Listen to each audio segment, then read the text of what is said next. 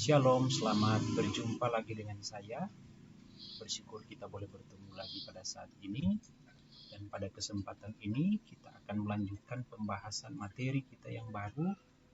Kalau pada beberapa waktu yang lalu kita sudah membahas tentang sistem reproduksi pada tumbuhan. Dan pada saat ini kita akan membahas materi tentang sistem reproduksi pada hewan. Guru berharap semua Anda tetap semangat dalam mempelajari materi kita pada hari ini.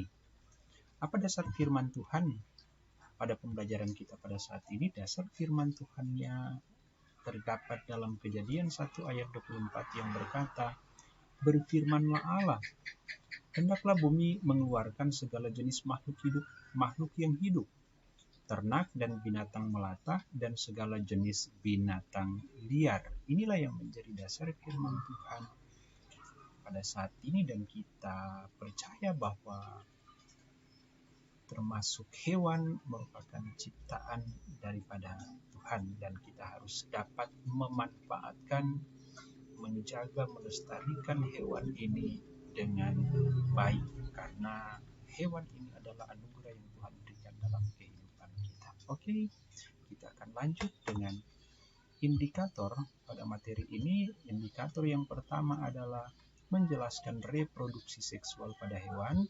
Kemudian indikator yang kedua adalah menyebutkan macam-macam reproduksi seksual dan aseksual pada hewan.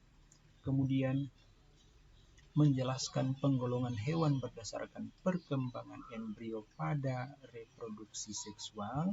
Dan yang terakhir adalah membedakan metamorfosis sempurna dan tidak sempurna. Kita akan membahas bagian yang pertama tentang menjelaskan reproduksi seksual pada hewan. Reproduksi pada hewan itu dibagi atas dua bagian, yaitu reproduksi aseksual dan reproduksi seksual. Pada reproduksi aseksual pada hewan juga terdiri dari beberapa bagian. Yang pertama adalah fragmentasi, kemudian yang kedua adalah pembentukan tunas, dan yang ketiga adalah partenogenesis. Kemudian reproduksi seksual pada hewan kita akan mempelajari tentang vivipar, kemudian ovipar, kemudian kita akan mempelajari tentang ovovipar. Kita akan mempelajari bagian reproduksi aseksual atau vegetatif pada hewan. Kita akan mulai dari bagian yang pertama, yaitu fragmentasi. Apa yang dimaksud dengan fragmentasi? Fragmentasi adalah alat perkembangbiakan pada hewan atau tumbuhan. Perkembangbiakan ini dilakukan dengan pemotongan bagian tubuh. Selanjutnya, potongan tubuh tersebut tumbuh menjadi individu yang baru. Contoh perkembangbiakan secara fragmentasi adalah cacing pipih dan planaria, di mana cacing pipih dan planaria, di mana bagian-bagian tubuhnya akan terpotong, kemudian potongan-potongan tubuh ini akan membentuk satu makhluk hidup yang baru. Pada cacing pipih dan planaria dia akan terjadi demikian, sama dengan kalau kita ambil cacing kemudian kita potong-potong cacing tersebut, maka cacing ini akan, potongan-potongan cacing ini akan menjadi satu makhluk hidup yang baru. Inilah yang dimaksud dengan fragmentasi. Kemudian yang kedua,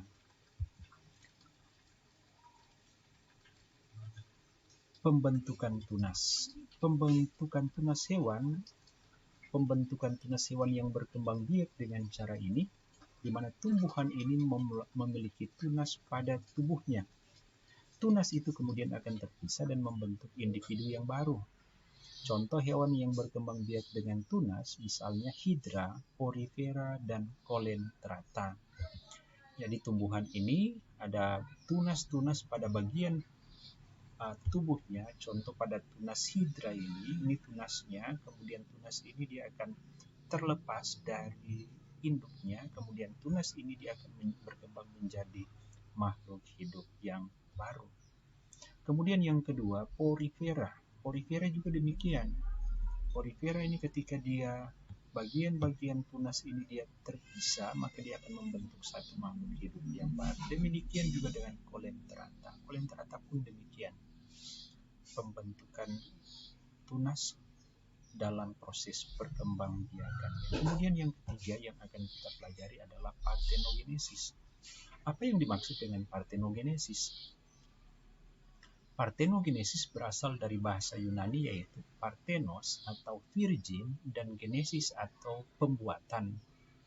Jadi, parthenogenesis dapat disimpulkan adalah bentuk reproduksi aseksual pada hewan di mana hewan betina memproduksi sel telur yang berkembang tanpa melalui proses fertilisasi. Contohnya adalah kutu daun yang betina dan kutu air betina atau lebah, komodo, dan hiu. Jadi hewan-hewan ini melakukan perkembangbiakan secara parthenogenesis. Ini contoh-contohnya. Ini kutu, air, kemudian ini lebah, kemudian komodo. Dapat berkembang biak secara parthenogenesis. Kemudian yang berikut, kita akan mempelajari tentang reproduksi seksual pada hewan. Reproduksi seksual pada hewan terdiri atas yang pertama adalah fertilisasi internal. Apa itu fertilisasi internal?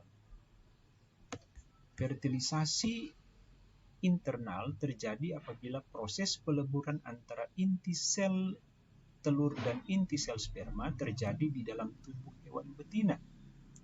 Contoh hewan yang melakukan fertilisasi secara internal antara lain sapi, ayam, kura-kura, buaya, dan masih banyak lagi perkembangbiakan yang terjadi secara fertilisasi internal. Kemudian yang berikut, perkembangbiakan reproduksi seksual pada hewan secara fertilisasi eksternal. Apa yang dimaksud dengan fertilisasi eksternal? Fertilisasi eksternal terjadi apabila proses peleburan antara sel telur dan sel sperma terjadi di luar tubuh hewan betina. Fertilisasi dengan cara ini biasanya terjadi pada hewan yang hidupnya di lingkungan perairan, misalnya ikan. Jadi jenis-jenis ikan tertentu, bahkan banyak jenis-jenis ikan, di mana hewan ini berkembang biak secara fertilisasi eksternal. Kemudian yang berikut, kita akan masuk pada penggolongan hewan berdasarkan perkembangan embrio pada reproduksi seksual. Yang pertama adalah vivipar, kemudian yang kedua adalah ovipar, dan yang ketiga adalah ovovipar. Apa yang dimaksud dengan vivipar? Vivipar disebut juga hewan berkembang biak dengan cara beranak, contoh kucing, sapi, dan lain-lain. Kemudian ovipar. Apa yang dimaksud dengan ovipar? Ovipar disebut juga dengan hewan yang berkembang biak dengan cara bertelur. Contohnya ayam, bebek, dan lain-lain. Kemudian yang berikut, ovovipar. Ovovipar disebut juga hewan yang bertelur dan beranak. Jadi, hewan ini selain dia bertelur dia juga beranak.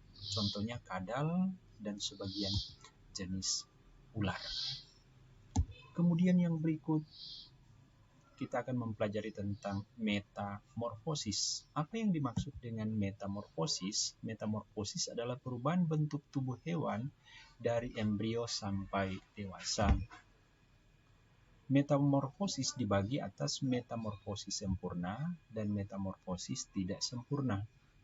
Metamorfosis sempurna di mana perkembangbiakan ini hewan yang mengalami metamorfosis sempurna ini dia akan mengalami 4 kali fase perubahan bentuk mulai dari bertelur sampai dewasa. Jadi tahapannya adalah bertelur, kemudian menjadi larva, kemudian menjadi pupa, dan menjadi hewan dewasa atau imago. Contoh hewan yang mengalami metamorfosis sempurna adalah kupu-kupu.